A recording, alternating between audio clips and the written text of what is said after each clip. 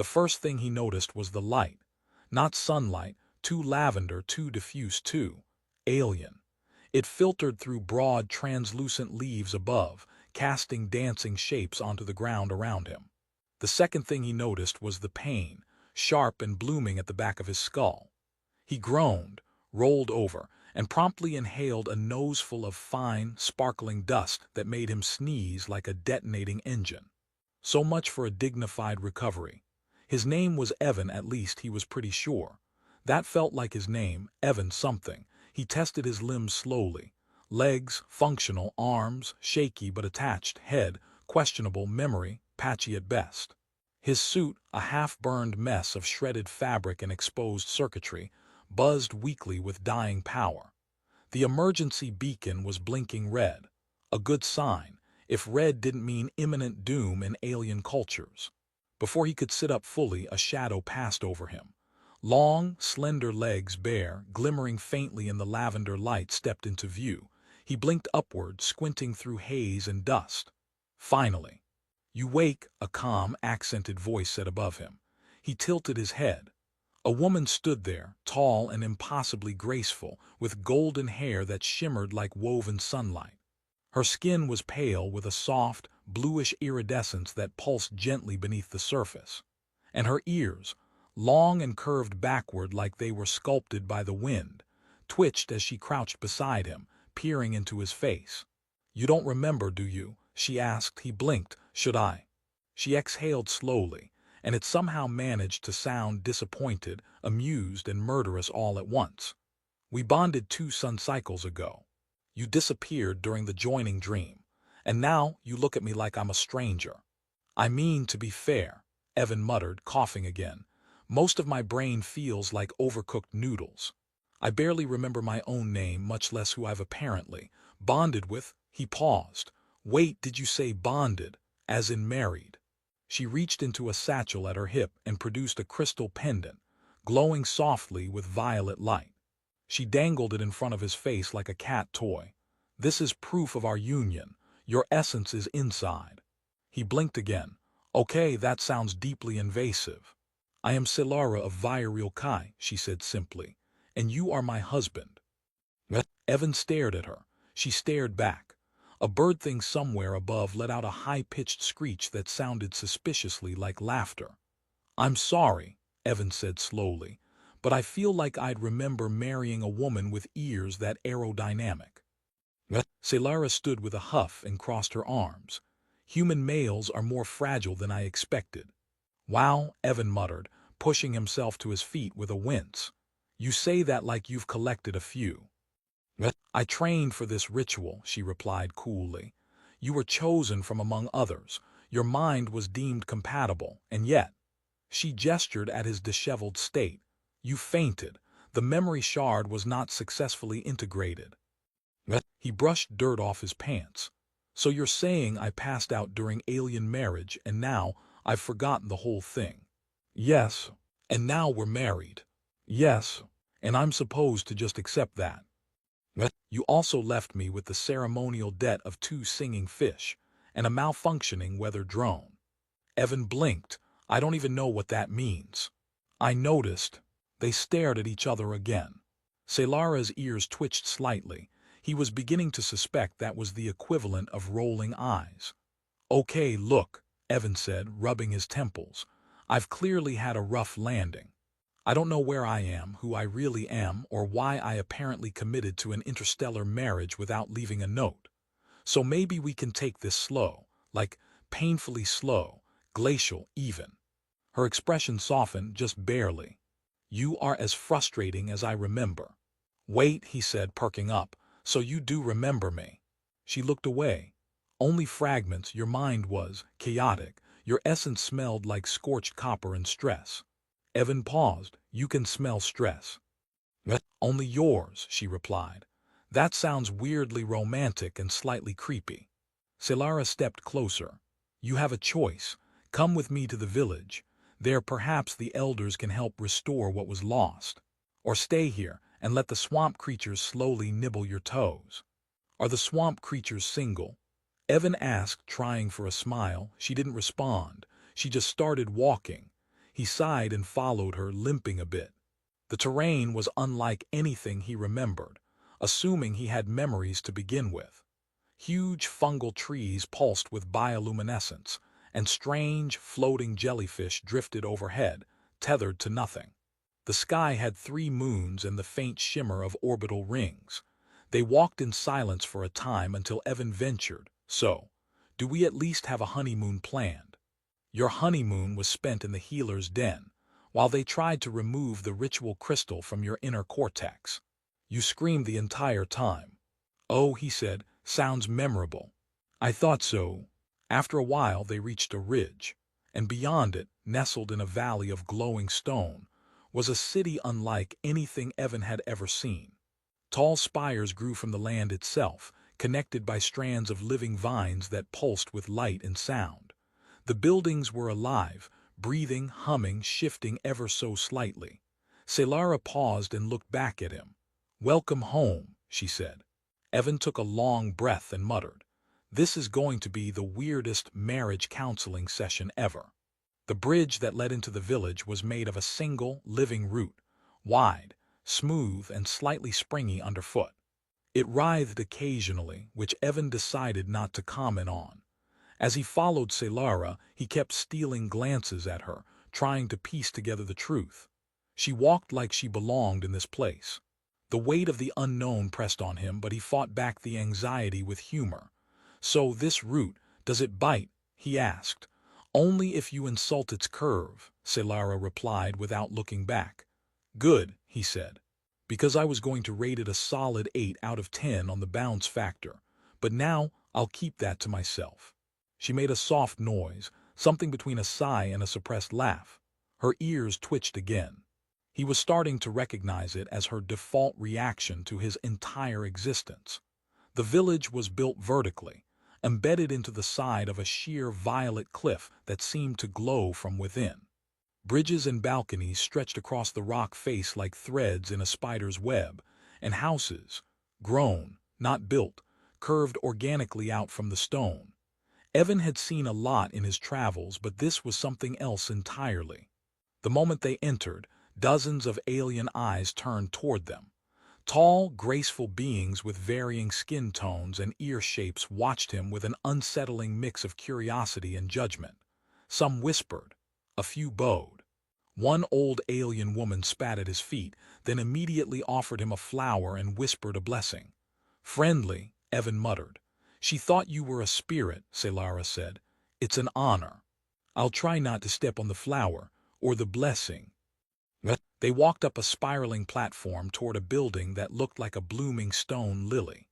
Inside, soft music vibrated through the floor, notes that resonated in his bones more than his ears. The walls shifted as they entered, forming an opening without sound. A group of elder aliens waited, each seated in a meditative circle.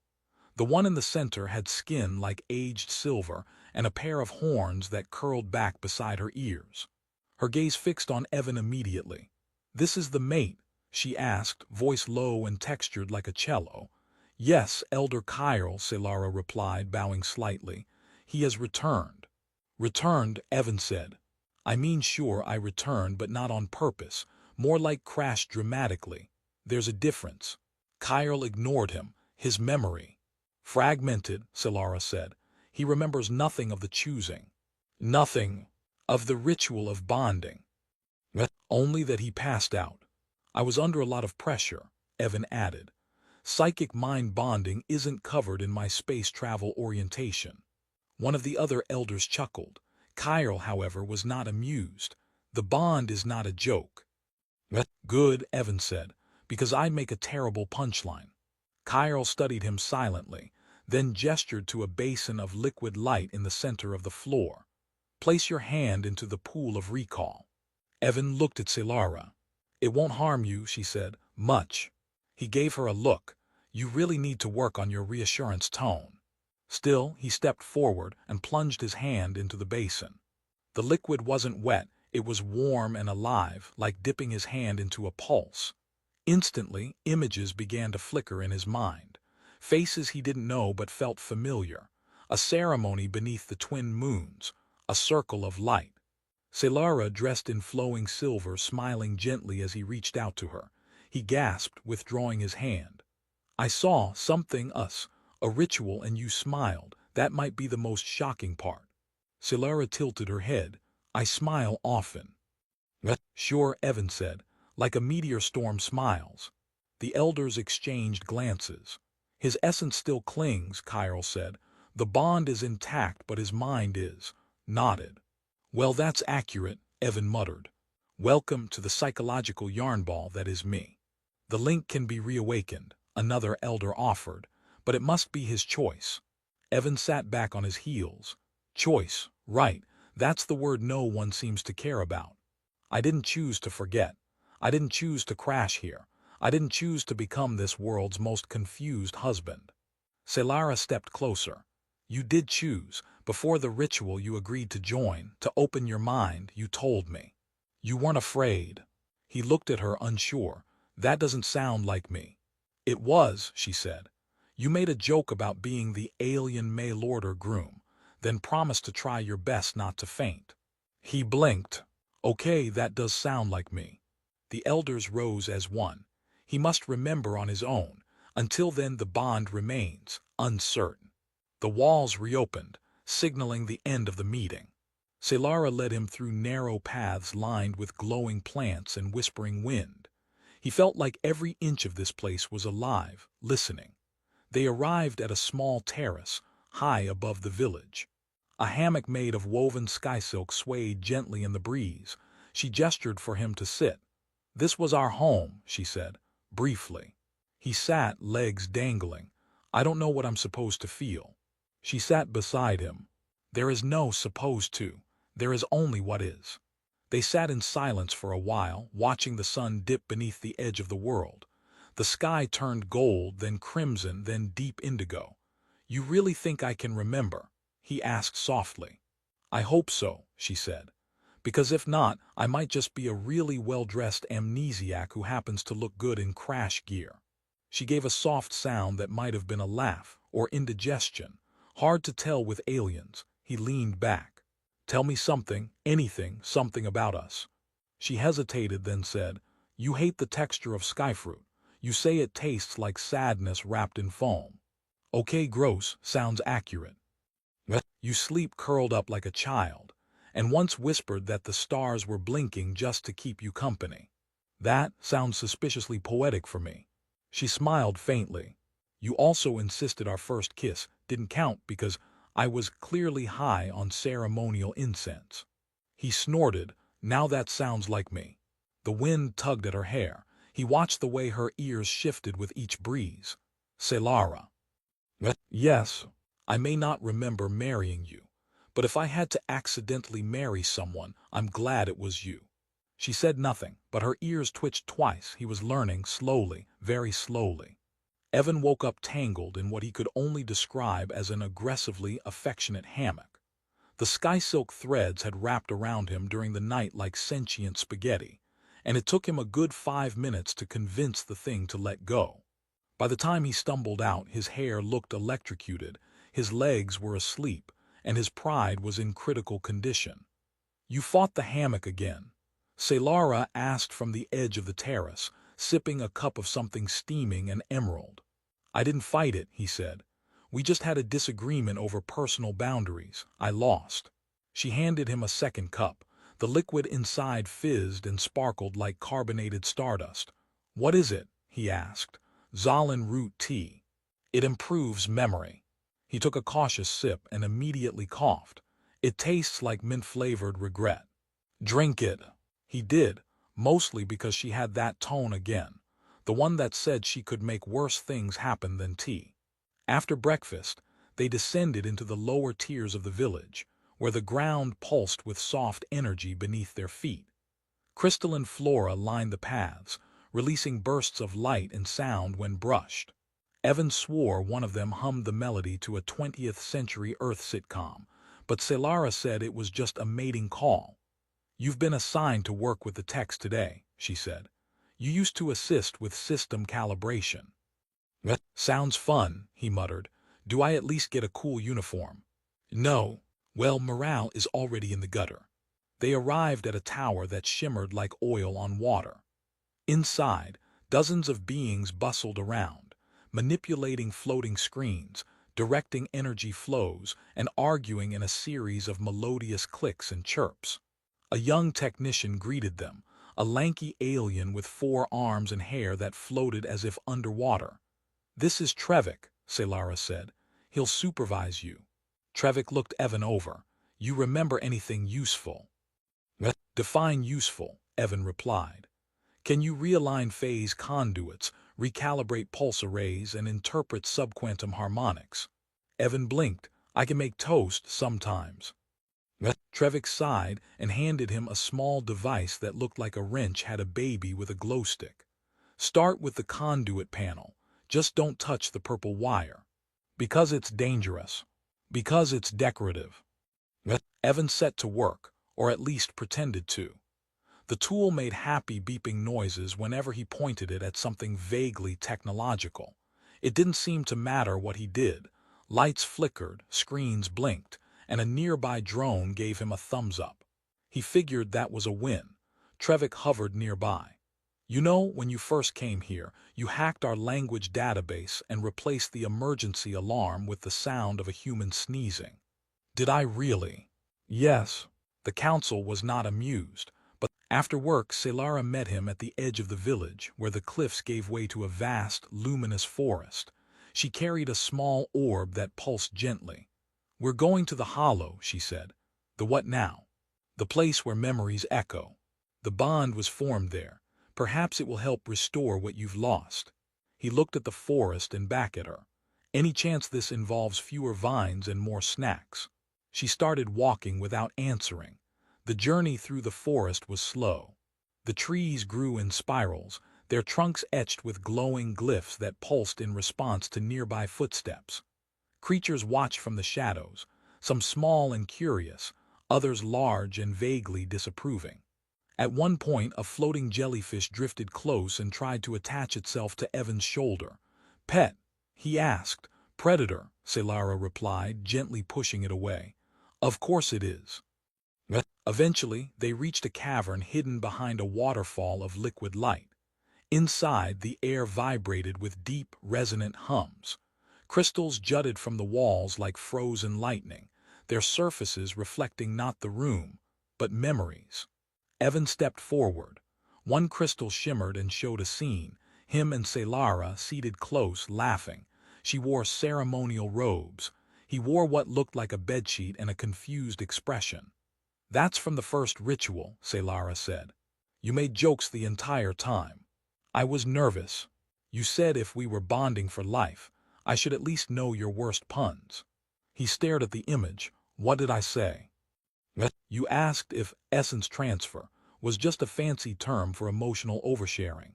He watched the memory shift. Another scene appeared him, clutching his head, collapsing. Selara caught him before he hit the ground. "I remember this," he whispered. "It felt like too much. You were not prepared. None of your people ever are." He turned to her. "Why did you still choose me?" She looked at the crystal, then at him. "Because you looked at me like I wasn't a mystery to solve, just someone you wanted to understand." He reached out and touched the crystal. A flood of sensation hit him, colors, sounds, emotions not his own. Flashes of laughter, fear, wonder, her voice, her smile, the feeling of belonging even if he didn't understand it yet. He stumbled back. Selara caught him, steadying him with strong arms. "It's returning," he said. "Pieces." "It will come," she replied, "not all at once." They stood in silence. The cavern pulsed around them, alive with memory. Finally, Evan muttered, "Next time can we just look through old photos? Maybe watch a romantic comedy." "I don't know what that is." "You will," he said. "It's like you're mating songs but with more awkward pauses and popcorn." They made their way out slowly, walking back toward the forest as stars began to light the sky. "Do you think," he asked, "if I never remembered everything, would that make me someone else?" Selara didn't answer immediately. Then she said, "You are still you, the rest is just context." He nodded. "That's strangely comforting." They walked on, side by side. And though he didn't remember their past, he was beginning to understand why he might have wanted a future with her. Evan was halfway through repairing a vibrational relay that doubled as a public water spout when the panel sparked, hissed, and promptly belched out a foul-smelling mist that smelled like hot cheese and betrayal. He jumped back, waving the smoke away, coughing. Somewhere above, a juvenile sky creature let out what Evan was beginning to suspect was its version of sarcastic applause. Trevik leaned over with the unflappable calm of someone used to fire, disaster, and Evan. You reverse the polarity of the hydration matrix. I don't even know what that means, Evan wheezed. But I'm 90% sure this thing just tried to burp on me. Trevik sighed, snatched the tool from Evan's hand, twisted a dial with casual precision, and the panel immediately quieted, glowing a calm aquamarine.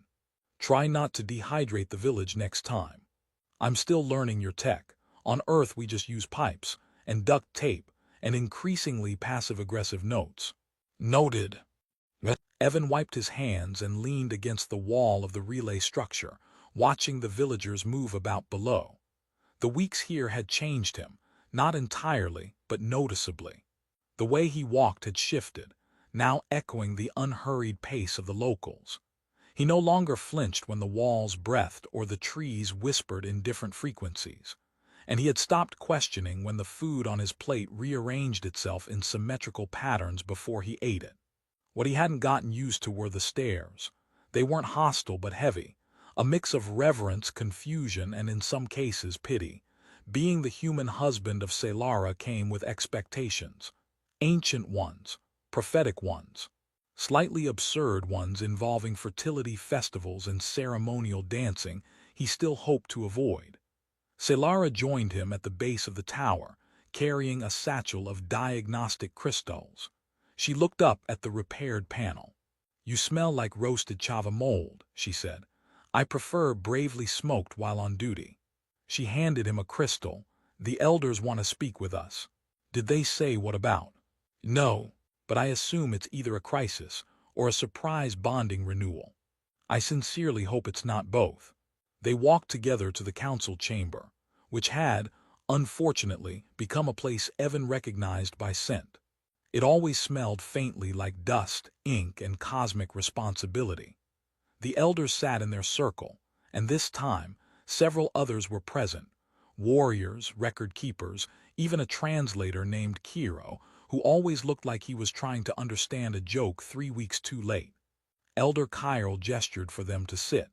An incident occurred at the border, she said. A communication satellite was destroyed. The cause appears to be external. External like weather or external like incoming doom? Evan asked. Like a vessel, unauthorized, human-made.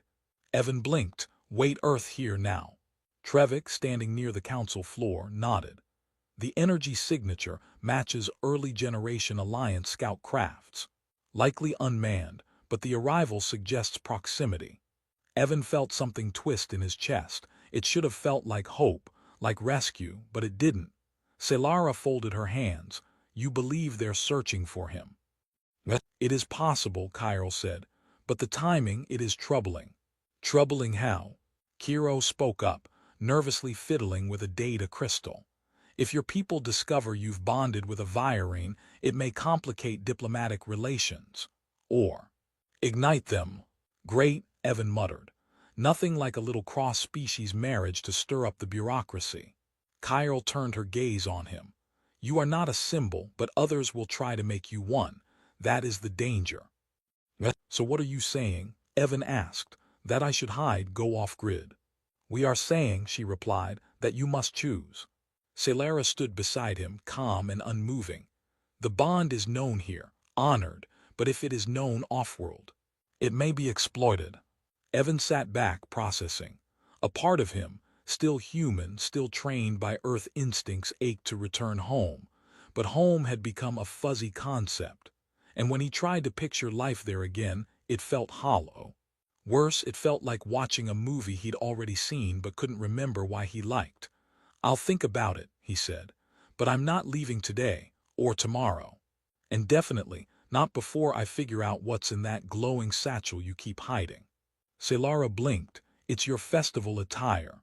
Please tell me it's pants. No. The council dismissed them, and they exited in silence.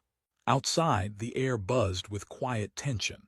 News traveled fast in a village where walls had ears and sometimes gossiped. That evening, Selara brought him to a cliffside terrace overlooking the crystal lake. Lights glimmered across the water, lanterns made of fireflies trapped inside transparent fruits. You knew this could happen, Evan said. I hoped it wouldn't. If Earth comes here, if they see me like this, bonded, changed, integrated, do you think they'll understand? No, she said, but perhaps you can. He looked at her. You sound like you've accepted that I might go. I've accepted that the choice is yours. That was part of the bond. He chuckled. That's very considerate for an ancient telepathic marriage ritual. She tilted her head. You once said love without choice is just obedience. I said that. Yes. Right before you asked if we could install a snack dispenser in the meditation room. He laughed. Now that sounds like me. The wind shifted, carrying the scent of star blossoms and something more, ionized air. Faint but familiar. He felt it before he saw it. A flash of light on the horizon.